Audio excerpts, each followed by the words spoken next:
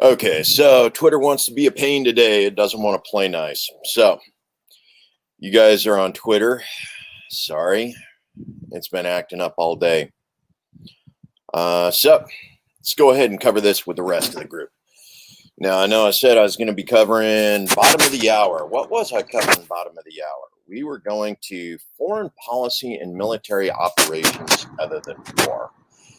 Yes. Now, this is actually timely. Rudy, if you're watching, this is for you. Reason why is because,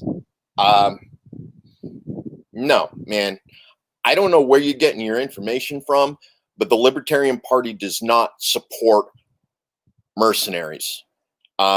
We don't. Straight up. Nah, that's a no-go. It's a violation of the NAP. It's use of, privatized military forces for war? Dude, no. It's why we bring it back here, why we are bringing troops back to the United States. We don't support, the use of mercenaries. I don't. We've seen what they've done. We've seen how they've screwed up. If you really want to scream about the use of mercenaries, Trump, Obama, Bush, Baby Bush, Clinton, Daddy Bush, Reagan. Come on. Seriously, Max? The Libertarian Party is not the one you want to lay mercenaries at the feet of right now. Both of the duopoly have been more than guilty of being associated with the use of forces like Eric Prince, of all people. So come on. Stop spreading that bullshit, man. Straight up. Stop. It's a crock. You know it's a crock.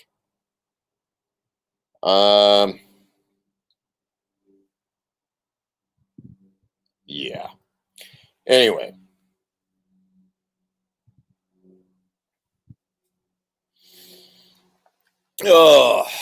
So let's move on. Foreign policy. Let's admit it. Our foreign policy sucks.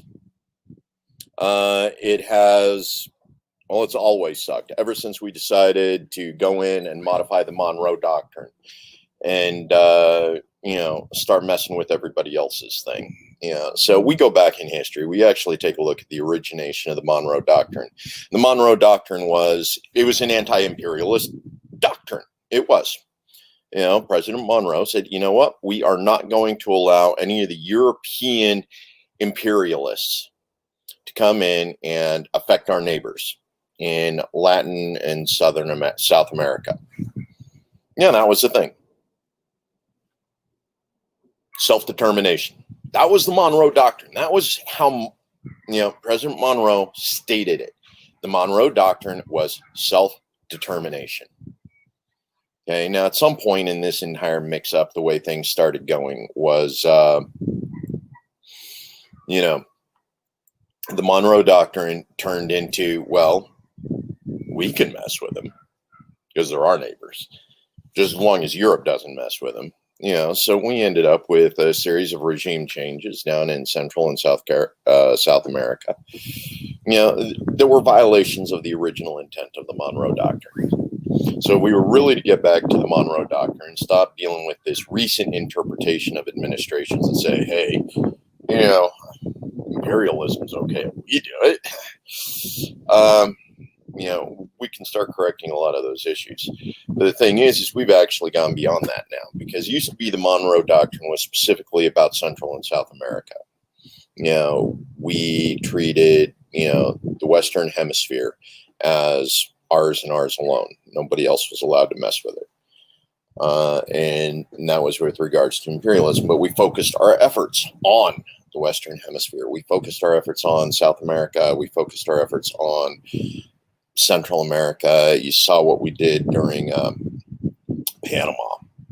The Panama Canal. That was a U.S. project.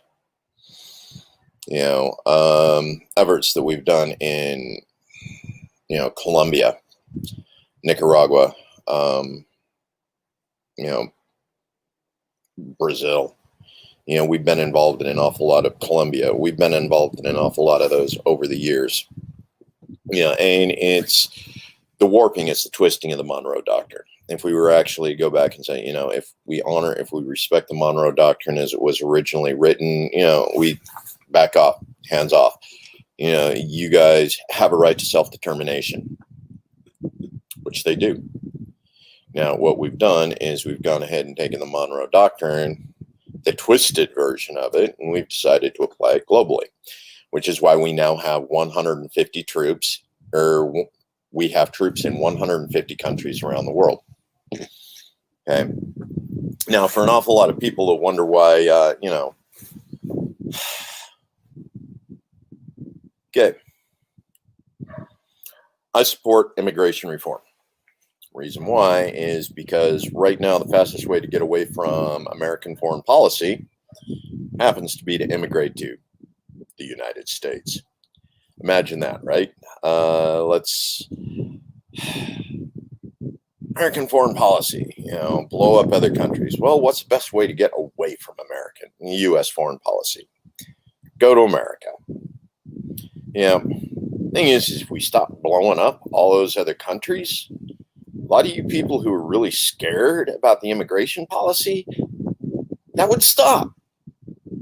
It would. If we stop blowing up people, and this is another one of those things. I don't understand why this is a particularly difficult concept for some people. But if you stop blowing people up, their families stop getting mad at you. Okay? You stop blowing people up, they stop trying to run away from where the bombs got dropped. Now, those two things, if people are mad at you and they're running away from where the bombs are being dropped, you end up with a bunch of people here in the United States where the bombs aren't being dropped and they're still mad at you.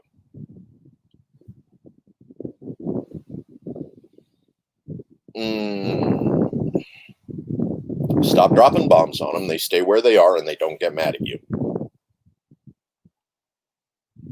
It's pretty simple. I always thought that was 2 + 2 = 4.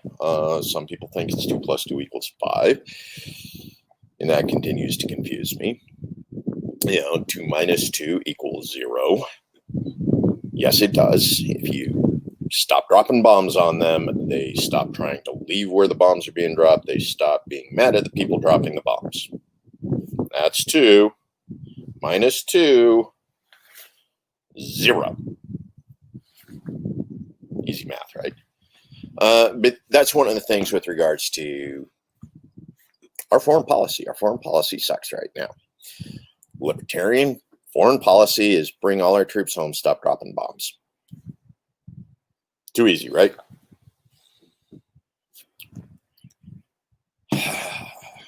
Bring our troops home, stop dropping bombs. So let's go ahead and move on. One of the other things I wanted to cover, and this was because of one of my recent posts, Dreams of Idaho. Yes, because I came back to Idaho because this is where I wanted to live after I got out of the service. This is home to me. And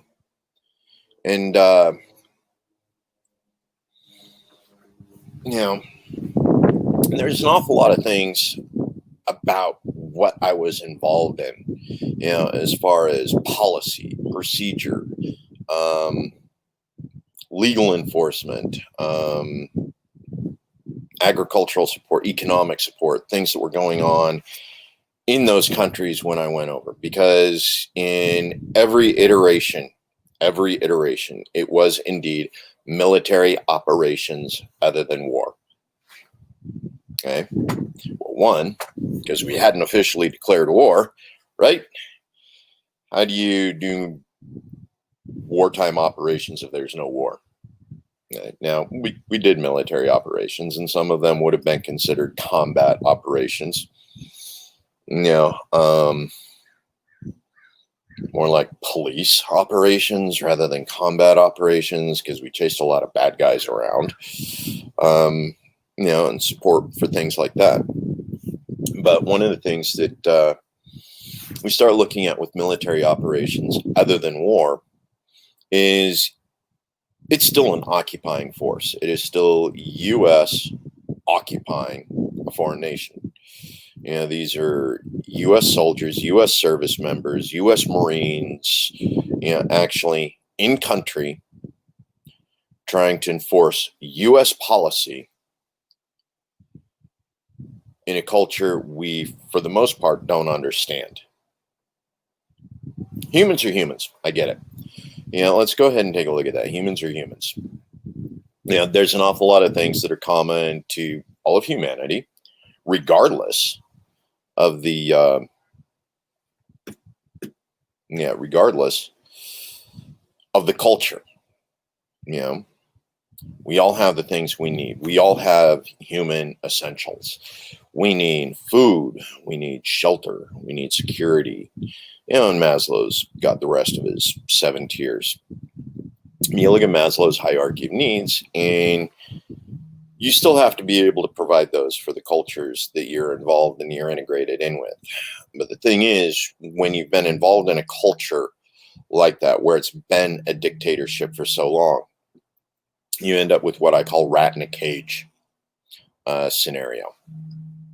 So, and unfortunately, this has started to apply in the United States more and more these days, particularly as we continue to concentrate rules about what is socially acceptable behavior here in the United States. The fact that you've got to have an apartment, or a house of a specific size if you actually want to be allowed to raise your own children.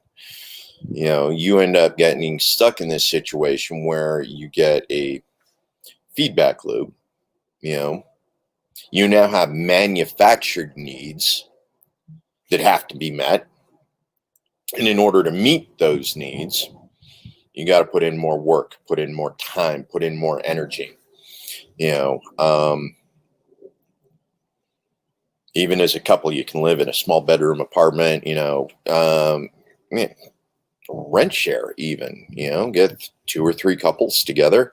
Each one of you have your own bedroom. That's 6 people. You're all contributing to, a $1,400 a month house, a communal kitchen that y'all use. 6 of you are all contributing to about $1,200 to $1,400 a month in rent. Easy, right? Until you have a kid. And it's like, no, you can't do the shared communal living anymore, because the kid can only be raised in a home where there's mom and dad.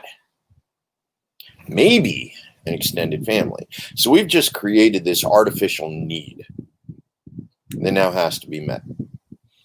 So now, instead of 2 of you working that minimum wage job at 30 hours a week each, you now need to start making $15 an hour a piece, and you're now working full time, and you still got to pay for childcare. Manufactured need. Manufactured. The reason why is because there are ways to do the extended family. There are ways to do that cooperative arrangement. There was no reason you needed to leave that original arrangement with the 2 other couples, because that also would have created a situation where now you have multiple adults there that are involved in making sure your children are raised and taken care of.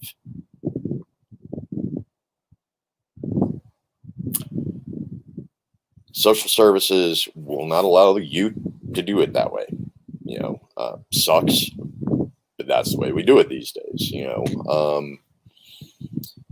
We have practically ingrained into policies with health and welfare and a number of other organizations. But yeah, how you doing, Michelle? Yeah. So but the thing is when we go over and we try and enforce those standards on cultures that we don't understand, because we believe in very much the nuclear family, which we all know is a lie. The nuclear family is unsustainable in our current economy. At some point, we're actually going to have to come to face that particular fact. But when we go over and we got people trying to develop economic development and understand what's going on in these other economies, these other organizations, 33. What about 33?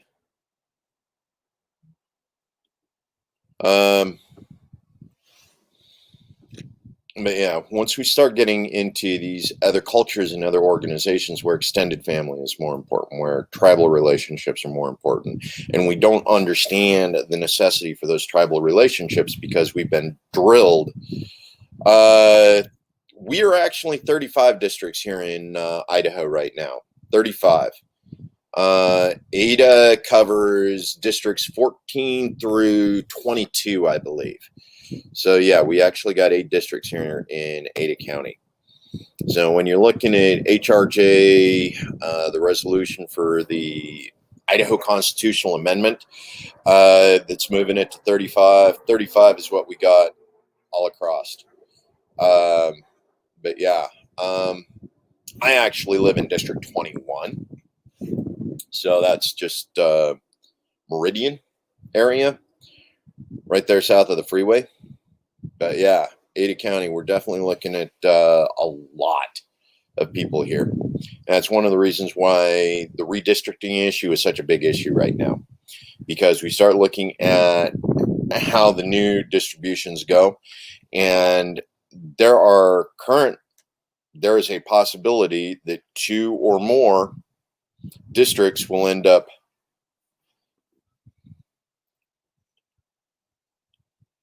Yes. Good. Awesome. They need to come out and admit that they're not the party of liberty. They've been lying. They got to admit they're not the party of liberty. They're the party of corrupt government. Yes, they are. But yeah, absolutely. Light them up on the town hall. 100%. Yep. All pirates, all corrupt.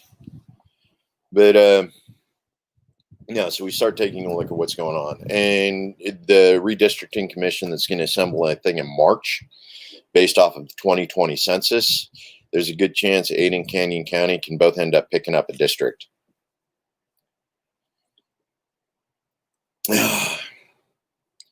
Not sure it's exactly mind control, but economic influences and the corruption in economic influences, it comes pretty damn close, because everybody likes to eat. If they withhold food from us, we vote the way they want us to vote. We make the decisions they want us to make. All we need to do is get hungry enough to agree with them. It's one of the problems when you get into a society where you have oligarchs that control all of the resources. Right? Fear and hunger, both very big players in the game right now, all across the nation. Awful lot of people right now going hungry. Food insecurity, housing insecurity. Are you still going to be able to live in the same apartment next week? Still able to live in the same house? At what point is your bank going to come along and repossess your home? Yep. So it can actually go down to 30. That's going to be an interesting one. We are currently at 35. Now, the thing is with HRJ, it actually limits it. The Idaho Constitution says between 30 and 35. Exactly, between 30 and 35. So if we reduce the number, that allows us to that reduces the number of representatives. Each representative is now responsible for more people in their district. Whereas if we maintain the 35, which is the maximum according to our Constitution. Yep. Excellent. Yeah. Well, you need to. You need to step back and you need to do you need to do people over politics. You need to do people over party. We got an awful lot of good candidates all across the state of Idaho in both parties. They understand what liberty is. They understand what freedom means. They understand which way we need to go as far as corruption and issues go, not just with the good old boy network here in the state of Idaho, but, all across the nation. So, yep. Absolutely. HRJ. Now that's going to be interesting, especially if our redistricting commission decides to go in and reduce the number. And could you imagine losing more districts in the redistricting? Right? All of a sudden, instead of 70 representatives, we're down to 62. Instead of 35 senators, we're down to 31. Be an interesting dynamic, especially considering that would change the entire distribution of, Now, the thing is both the Democrats and the Republicans have come out in support of HRJ 35 or HRJ 4. Okay? Both parties have come out in support of it. Personally, I don't think it matters, other than absolutely securing the fact that there will be 35. But yeah, no, so we need to look at that. But no, the operations other than war. So let's go ahead and roll on back to military operations other than war, which is what's currently being done in 150 nations around the world. We're providing economic support. We are providing intelligence support. We're helping warlords maintain the iron fist and the velvet glove over 150 nations around the world right now. Not exactly what I'd call an effective use of American military policy, American military resources. Reason why is because every one of those troops that we maintain in one of those countries costs.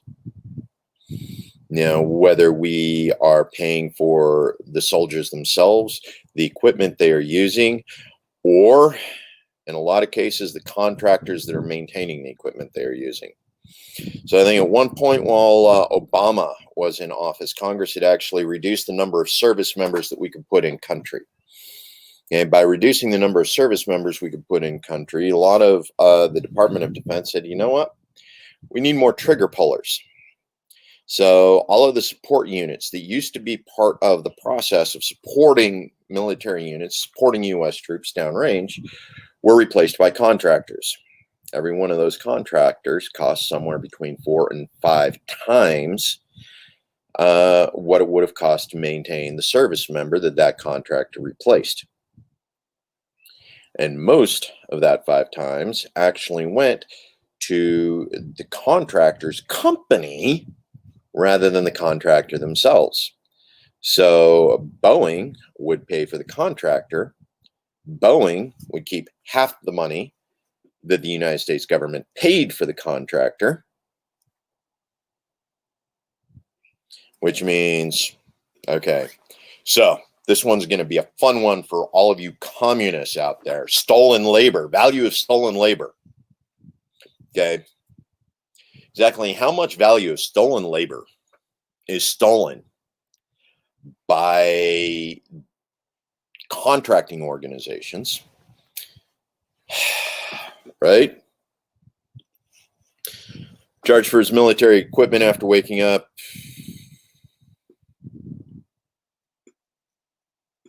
Yeah.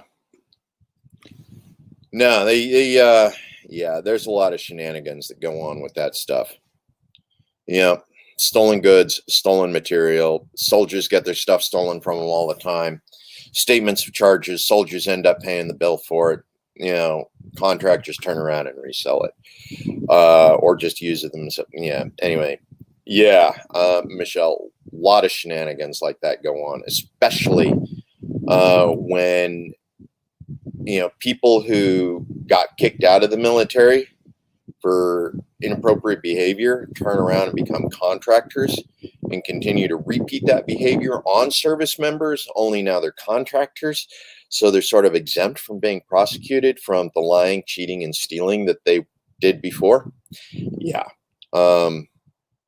Even more reason to put an end to the use of mercenaries by the United States. Yes.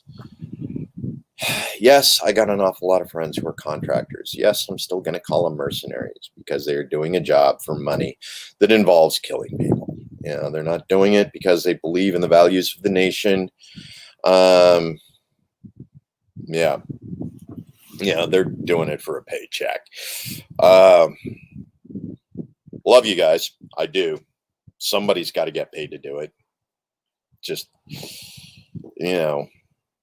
I think we need to reach a point where we just stop paying people to do it.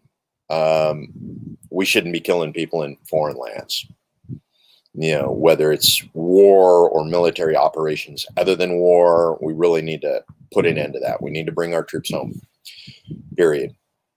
I mean, as you start taking a look with regards to the way you do the support, you understand that there are needs that people need to meet, things that are going on.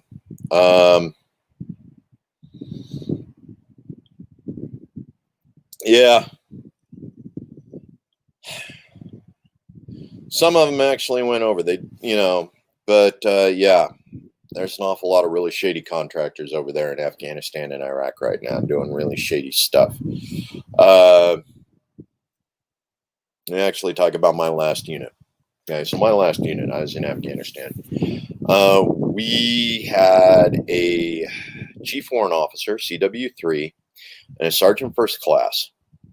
Both of them were arrested and charged on federal crimes. We didn't even bother going through the UCMJ. I mean, that's how bad it was. They stole $3 million in military equipment and had it shipped to a private address, back here in the States. 3 million. We didn't even turn it over to, internal investigation. The FBI dealt with it. That's how bad it was. It just went straight to the FBI. And thing is there were an awful lot of individuals who really didn't understand that what these two individuals were doing was illegal. And when they accepted gifts from these two individuals, accepted gifts of stolen equipment, they became part of the investigation. They became part of a criminal investigation, and an awful lot of them ended up being prosecuted and or released from service because of their association, without understanding that what they were doing was illegal, because these were two individuals. This was a chief warrant officer and a sergeant first class that told them that what they were doing was legal, knowing full well it wasn't.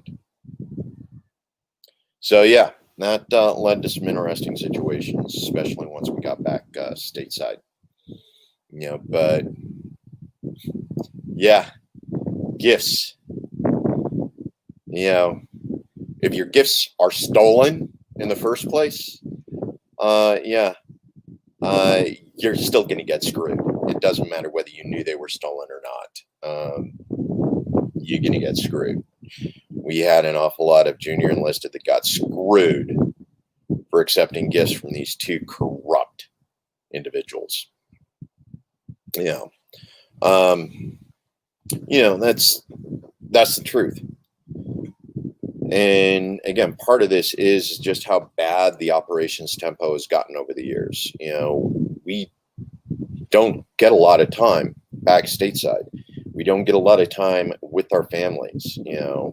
You get a year between rotations, that's guaranteed. After that, you can be right back in the mix. Yep, absolutely. Karma gets us all 100%. But one of the things we do need to bring our troops home. Okay, 20 years of combat operations, 20 years of an increased operations tempo, 150 nations around the world. Our military is not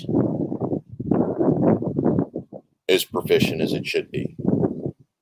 in order to conduct the operations they tell us we should be doing. And literally at this point, we're throwing good money after bad. A lot of really good money after bad situations that are just simply untenable at this point in U.S. history.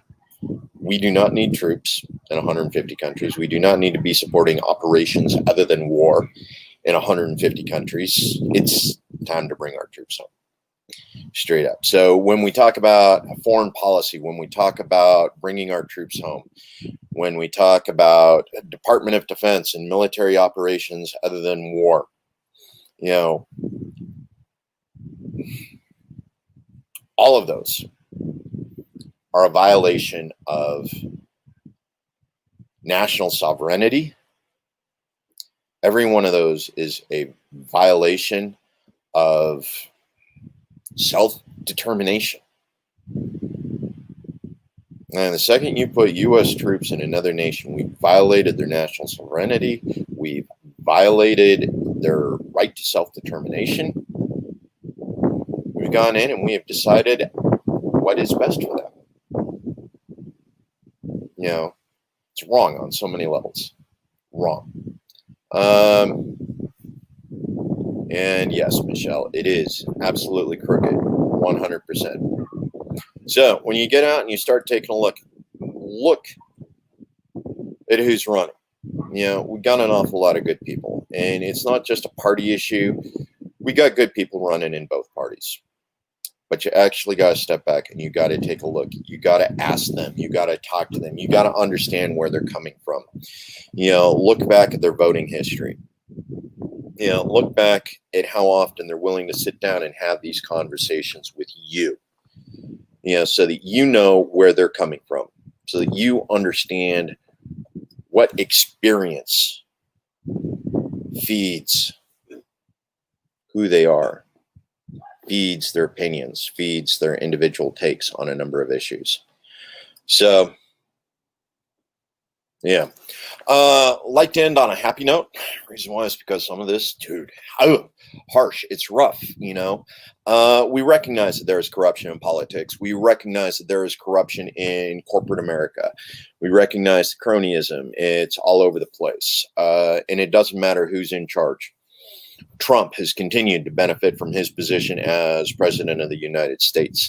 Biden benefited from his position as vice president and the roles he's had as, you know, including chairman of the Senate Judiciary Committee for a ridiculous number of years. Okay. There is corruption in the way the system is currently run. And one of the ways to keep that corruption out is to maintain a cycle, keep fresh faces, keep fresh people involved in the mix in Washington, because that keeps everything up in the air.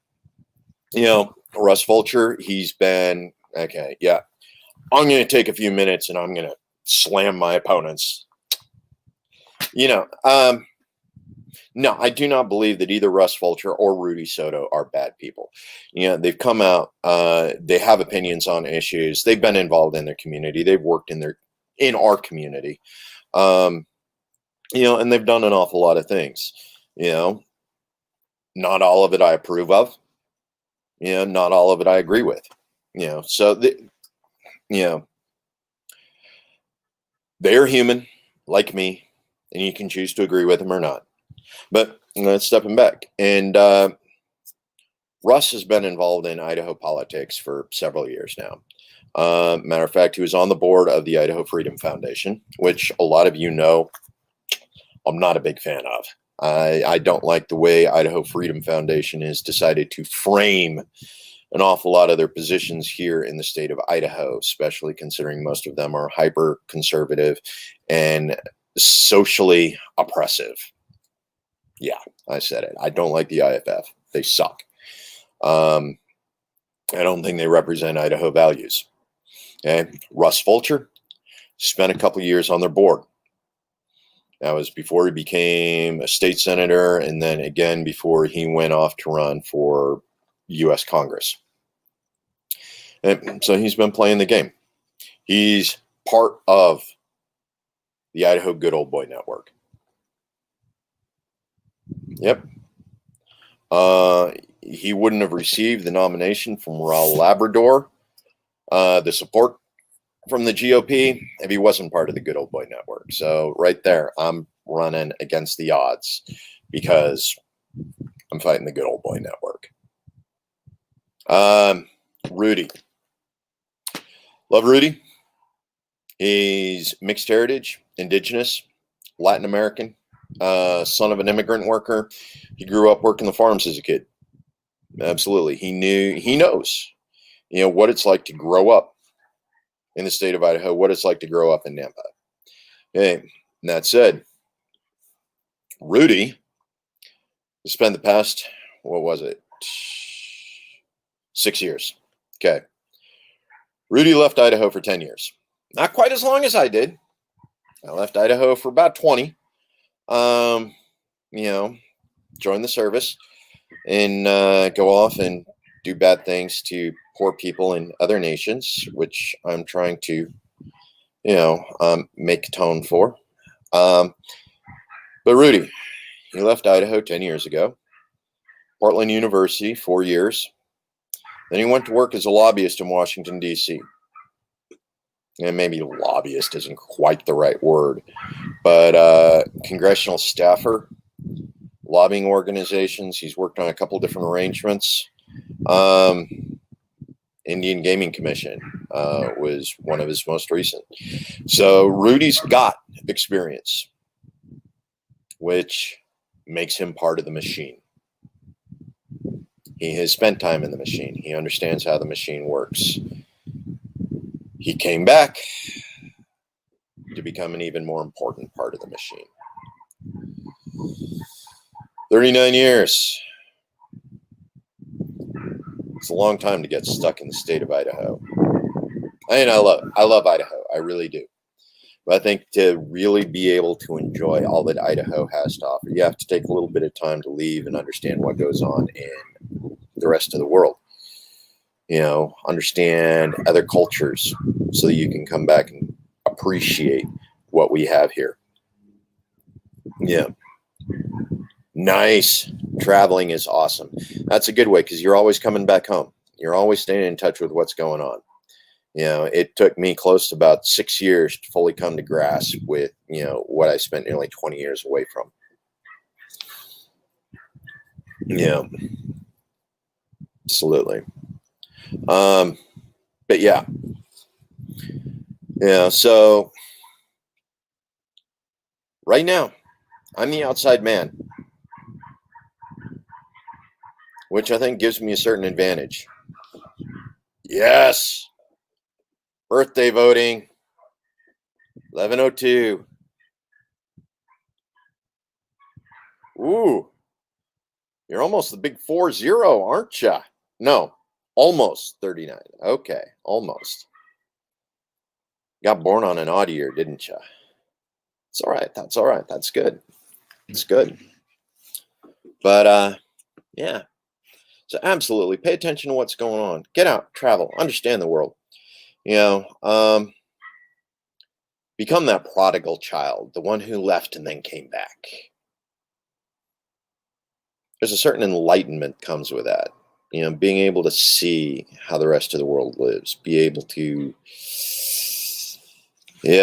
living with the elite. Absolutely. But get out, see the world. I think that's important, something everybody should do. I don't necessarily agree with seeing the world by picking up a contract that sends you overseas to kill strange people. Definitely don't agree with that. Not at this point in my life. When I was younger, when I was angrier, it made sense back then. Not home, but home. Understand that sentiment.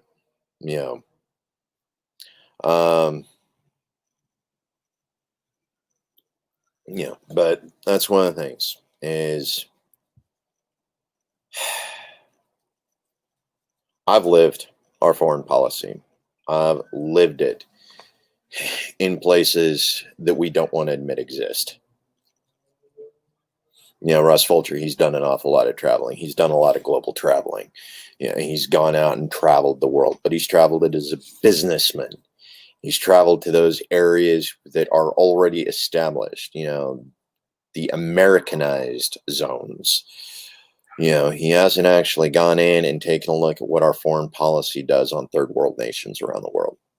So yeah, I'm going to bust my opponent's chops a little bit because, while they both have more experience in government than I do, I don't think either one of them has the level of experience in our policies or living with our policies that I do.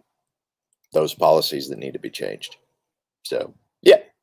Anyway.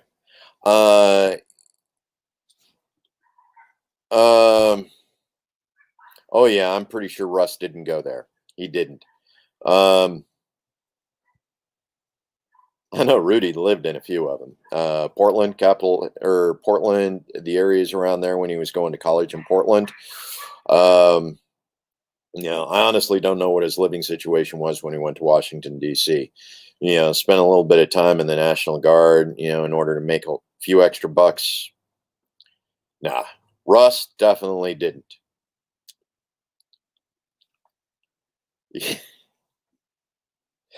Yeah. It's interesting that, so,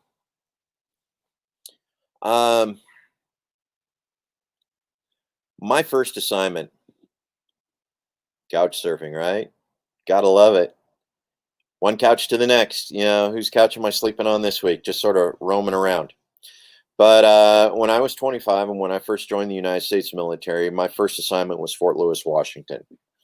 And I remember heading up to Seattle on the regular. I'd go up, and on my weekends, I wouldn't get a hotel room. I would just walk all around Seattle all weekend, ride the buses, hang out at the airport, just sort of do the Seattle thing on the weekends. Until I could catch a bus the next morning that'd take me back to Post, which was, 30 minutes, 45 minutes by bus. Some interesting places in Seattle, man. Some real interesting places, really awesome. Seatown, yep. Bestie. Okay. Michelle, love you. Definitely appreciate the participation. Again, keep coming back. Remember, like, share, comment, contribute to my campaign. Make sure that we can keep things running. I have a big event coming up next week, next Thursday, 7 days from now. We're going to have a little libertarian circus down at Lounge at the End of the Universe. We got performers, we got entertainers. We're going to have music, DJ, whole 9 yards. It's definitely going to be an adult themed. My campaign manager has decided 21 plus. And considering some of the entertainers she's coordinated, it's probably a good idea. Bar will be open. They got wine, they got beer.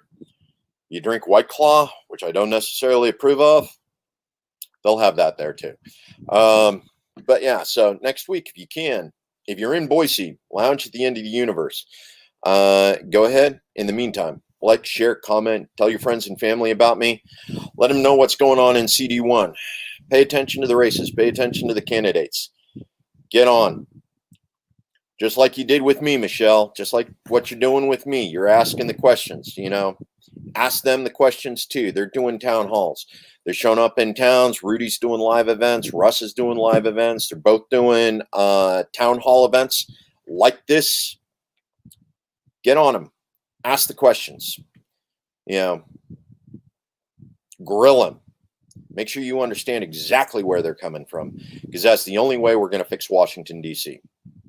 You need to know exactly where they're coming from. Thank you again, Michelle. Absolutely. Peace, love. Remember, family, friends, community. We make those three things happen. The world's our oyster. Okay. Peace. And again, love you, Michelle. Thank you again. Keep fighting the good fight.